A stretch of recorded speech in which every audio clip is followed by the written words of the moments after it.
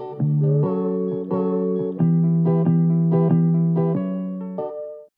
I wish someone said to me when my anxiety is bad. It's scary and you may feel alone, but this is normal. You're not going crazy, it's just your brain trying to figure everything out.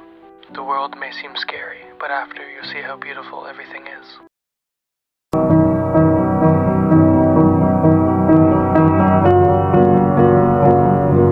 Does anyone else wonder whether their life would be different if they had been naturally beautiful?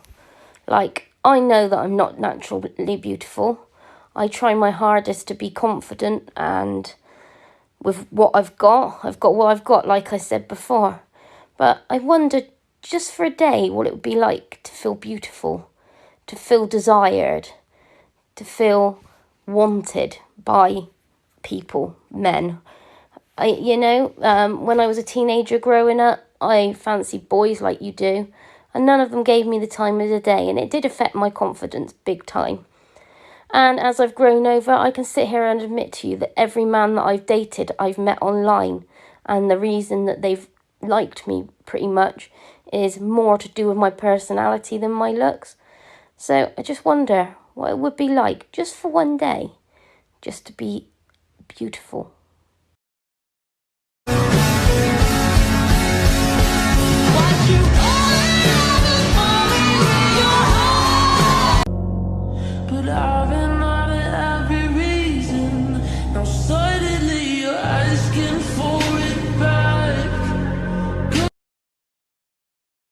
If this is on your For You page, close your eyes, take a deep breath, and listen to this. To the person I am today, I promise I will start loving you again. I just need to remember how it feels to be proud of you, to look in the mirror and be in awe of you. I just need to remember what it was like before I told you you weren't good enough. I buried you alive, piling doubt and loathing onto your body like soil, so only I can bring you back to life. And I will, I promise. One day you'll finally meet someone who wants to help you and grow in life. One day you'll finally meet someone who isn't afraid to give love another chance. One day you'll finally meet someone you can trust with everything. One day you'll have your best friend, your biggest supporter, and your teammate all wrapped up into one person. How's your mental health? No, really, how is your mental health? Can I pray for you? Even though you may not be a Christian, just please let me pray for you, because I see you. I see you posting signs on social media that you're not doing well mentally and nobody's picking up on it. I see you struggling with your mental health and reaching out and asking for help in your own way, but nobody recognizes it. So please let me pray for you, because I've been there. Father, I just pray for the person across the screen right now. God, I just pray that in this moment they would feel so full, they would feel so loved, they would feel so cherished, so valued, God. God, you have a purpose for them. You placed them on this earth for a reason, and God, they may not know what that purpose is right now.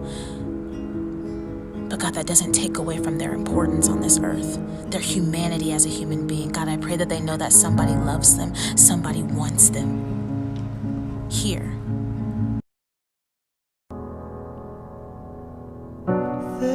This is a place where I feel at home.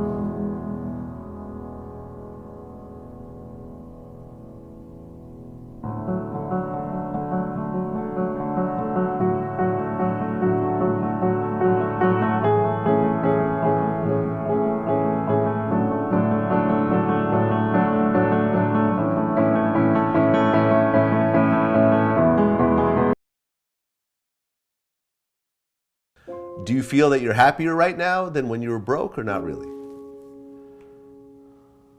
Sometimes. It's a sometime thing.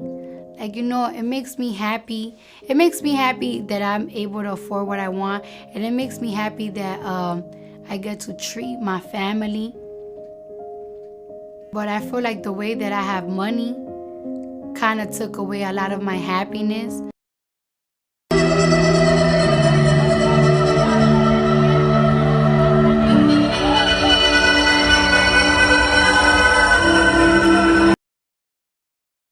You know what's wrong with your generation? You're always on your phones. Correction. What's wrong with my generation is the fact that all these people that gave birth to us didn't love each other. There are parents that don't even know each other anymore. There are kids being raised in households where they aren't related to anybody there. That's what's wrong with my generation. We don't know what family is like because we didn't grow up with it. We don't know what loving someone is like because no one ever loved us. That's what's really fucked up. That's what's got us all being sluts, thoughts, hoes, fuckboys, whatever the hell you want to call it. That's what's really wrong with my generation. Thank you for coming to my TED Talk.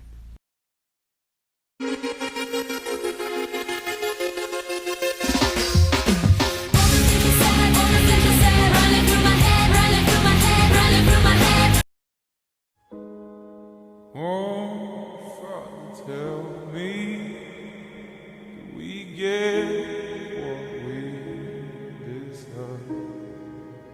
Oh, we get what...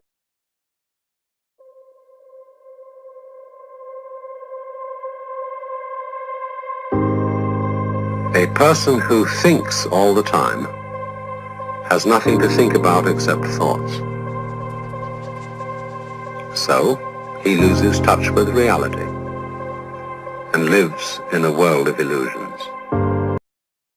Do you ever just sit there and think, maybe I am better off alone? Because when you're alone, nobody expects anything out of you, nobody needs anything from you, and nobody can hurt you. It's just you, like it's always been.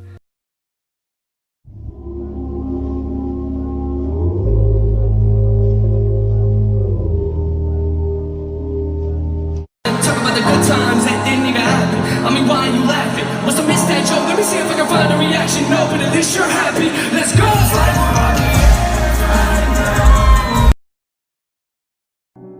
How do you see it? Spend most of our time and a great deal of our emotional energy living in time which is not here, living in an elsewhere which is not concretely real.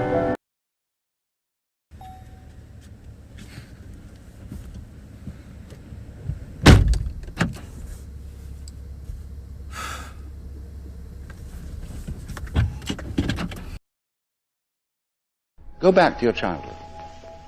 What were the fascinating things? What's out there? What's beyond the stars? How long does it go on? And Mama said, it goes on always and always and always.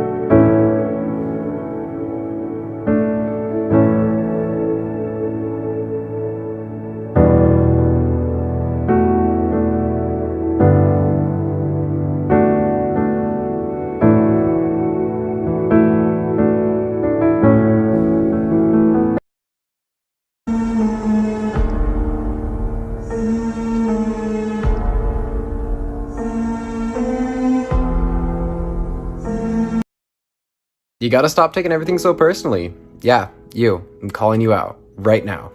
Please understand that when people do something to hurt you or do something to criticize you or whatever it may be, it's because they are hurting inside. They're going through something and it's their way of projecting that onto you. So if someone has done something to hurt you, it's because they are hurting inside.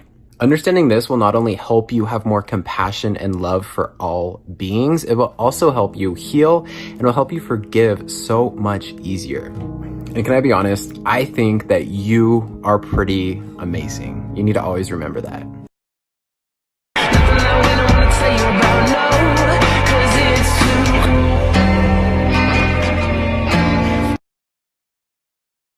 I hate how my heart took so long to figure out what my mind already knows. Questions I ask myself. Am I being a good person? Am I tricking myself into thinking that I'm kind, that I'm thoughtful, and that I truly care about others as much as myself? The hardest part about being someone who's empathetic is that when people hurt you or treat you bad, is you can understand why. You know, you see what's going on in their life. You understand why they're doing it. So it's hard for you to be mad or upset with them, but it still hurts. Marriage is hard. Divorce is hard. Choose your hard.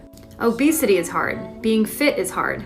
Choose your hard. Being in debt is hard. Being financially disciplined is hard. Choose your hard.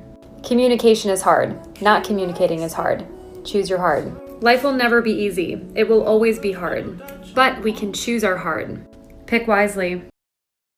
I think we have a tendency to romanticize mental illness, as if living with depression or anxiety makes us more meaningful, or deeper, or creative. We even use humor to cope, but there's nothing really aesthetically pleasing, or funny, or creative about depression. Choosing to heal is what turned my life around. My recovery has given me more connections, adventures, and creativity than depression ever did. So no matter what your mind is telling you, you are worthy of healing, and your life will be so much sweeter because of it. What a fucking pussy.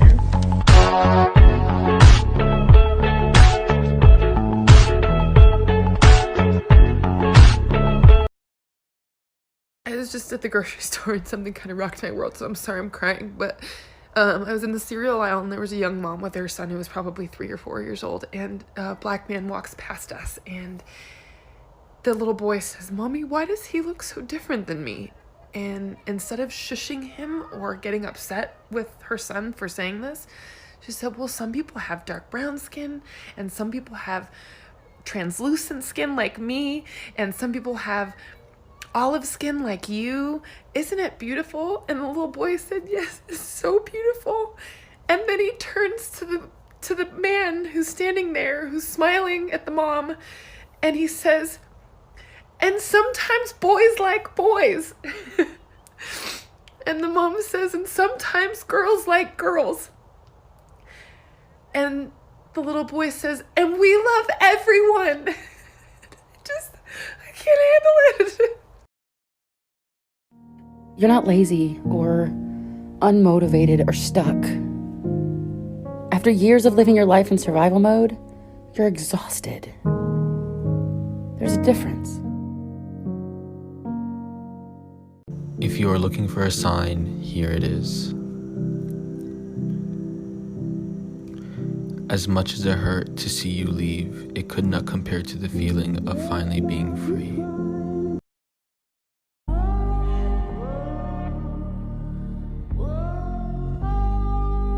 Desperado.